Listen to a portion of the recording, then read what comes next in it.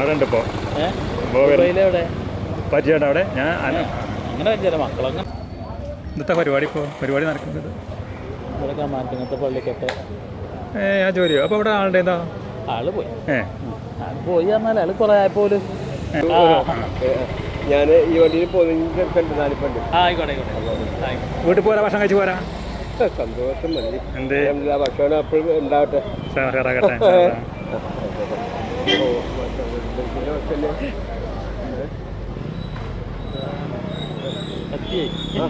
ഭാഗ്യത്തിനാണ് കഴിച്ചില്ല.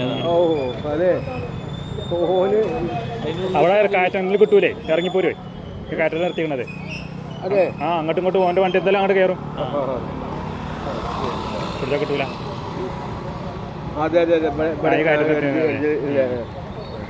അതതിന്റെ ഇടയിൽ കുടുങ്ങിങ്ങനെ ജീവനും വണ്ടി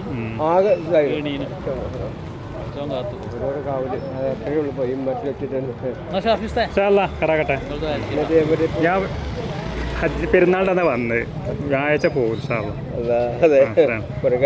പിന്നെ കാണില്ല മറ്റവരൊക്കെ വരുമ്പോൾ അവിടെ കയറും. അപ്പോൾ ഞാൻ പറയാം മകൻ്റെ കല്യാണത്തിന് ഞങ്ങൾ കൂടെ പിന്നെ കാര്യമൊക്കെ പറഞ്ഞു ഞങ്ങളോട്.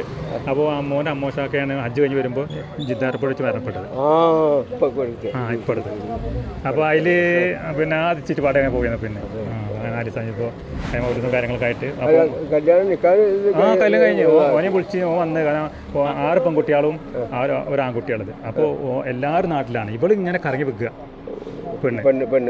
അപ്പോൾ ഓനെ വിളിച്ച് അവയെ പ്രശ്നമാണ് ഇങ്ങനെയാണ്. അപ്പോൾ ഓനും വന്ന് അടുത്ത് പോയിട്ടുള്ളൂ.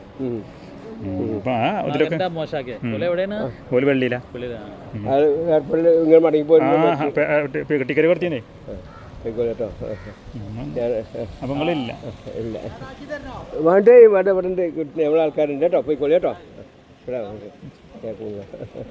അത് മാവൂർക്കാരനാ. അയാൾ നിൽക്കണം.